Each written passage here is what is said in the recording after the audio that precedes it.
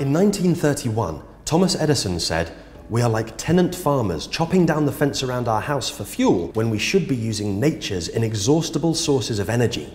I'd put my money on the sun and solar energy." Now, more than 80 years since Edison said this, our energy needs have come into sharp relief, and the quest to future-proof the delivery of electricity is growing substantially more important by the day. The UK stands among the leading adopters of non-fossil fuel-based renewable energies, and solar is a vital element of that mix. The sun, of course, is a free and limitless source of energy. And while Britain might not be the sunniest country around, even on a cloudy day, we still receive enough solar irradiation to produce a good amount of electricity from a well-positioned array such as this. It's important to know that these panels don't use heat, they use light particles, or photons, hence solar energy's other name, photovoltaics. So as long as the sun keeps rising in the morning, these solar panels will be hard at work. Part of the huge uptake of solar in Britain has been made possible by the installation of solar farms, the large-scale application of solar to generate electricity. Farmers know how to produce crops and livestock in a way which makes best use of their land in perpetuity and feeds the nation.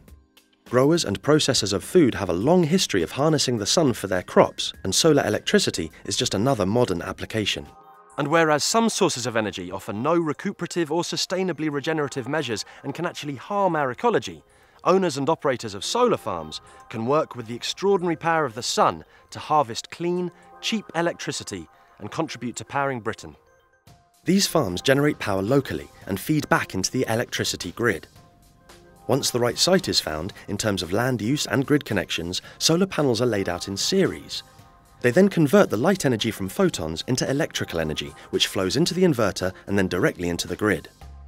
The scalability of solar makes it hugely flexible. There's no minimum or maximum size a solar farm needs to be in order to work. Nevertheless, ground-mounted solar is actually a very efficient use of land for electricity production compared to other renewable energy options, while still allowing for the management of the land around and under the panels for agricultural purposes. A mere 12 hectares of land is enough to install 5 megawatts of PV. That's enough to power more than 1,500 homes, with an amazing 2,150 tonnes of carbon emissions being prevented every year. Indeed, our government-backed aspiration for 2020, which is 10 gigawatts, would only take up 25,000 hectares, a fraction of 1% of the total land available. To put that figure into perspective, the UK throws away 7 million tonnes of food per year, which takes around 285,000 hectares to cultivate, well over 10 times that 10 gigawatt solar footprint. I met Dr. Jonathan Scurlock, Chief Advisor on Renewable Energy and Climate Change for the National Farmers Union, who explained the rationale behind using land for energy production. 75% of UK land area is in the agricultural sector. This is really a very large resource. British farmers over the decades have produced a balance of both food and non-food crops for a variety of purposes, not just for food production. And we can see renewable energy diversification opportunities fitting into this. In many cases, there really is little direct competition for land use between renewable energy and more traditional agricultural production. I think the solar industry needs to clearly explain that it is actually quite an efficient use of land for energy production. The land area that has been suggested to produce, say, 10 gigawatts of solar is 25,000 hectares. That is an extremely small figure for total land occupied by solar farms.